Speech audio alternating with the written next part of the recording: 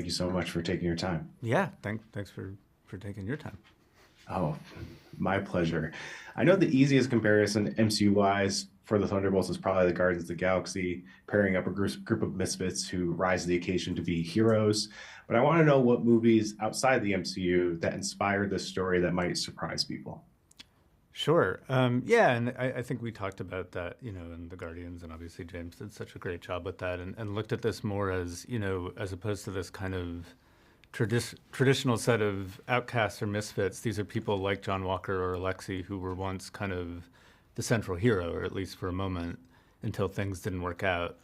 And then it's sort of when things don't work out, like, what do you do with that? Where do you go from there? How do you kind of pick up the pieces? Do you go more inward and kind of go into isolation, or through connection to others? Is there a way kind of out of that space?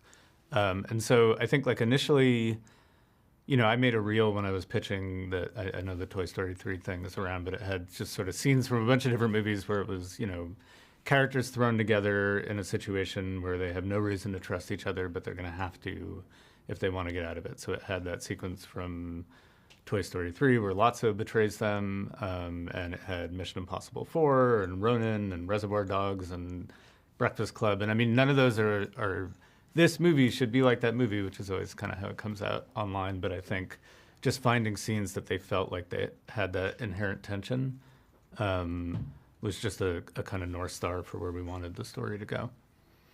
Oh, that's very, very awesome. A lot of cool movies in there, and I would not expect that. Very good. Yeah. Very, very cool. I know you mentioned Man-Thing was considered to be a part of the Thunderbolts at one point in time. Were there any other characters you considered adding to the team but decided against, or just straight up weren't allowed to use? I just want to be clear that Man-Thing, I don't know if it's fair to say it was considered as much as I thought that would be cool early when I was pitching. And then just to be clear, like, from the moment I read the draft with Sentry in it, it was just such an incredible opportunity. I never, I love Man-Thing, but we never looked back. But yeah, I think, no, the team was pretty set except for that addition. And then once that was in there, that really, like, brought into focus where the story needed to go. Yeah, I'm happy with the team. I love ever since it was announced, I was so excited to see the dynamic between the characters, and the design of the Void has probably been one of the coolest looking villains we've seen from the MCU.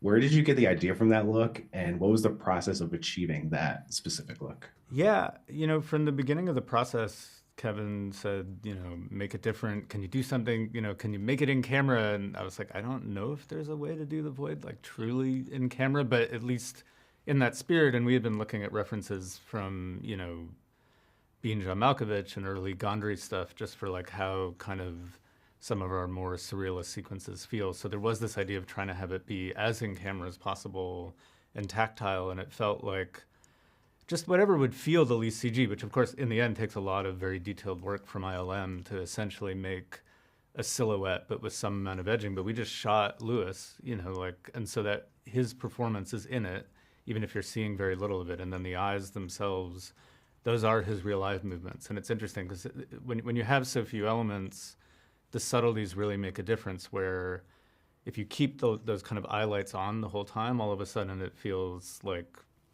Terminator or something, like a machine. But if you make it truly responsive to his eyes and when they catch the eye light and they're flickering, but it comes from an actual human movement in the way that it interacts with real lighting, all of a sudden it felt more grounded and really spooky in a kind of more human way. Amazing. They're pulling me out of here. Thank you so much again, Jake, and congrats on the movie. Yeah, thanks so much. So nice to talk to you.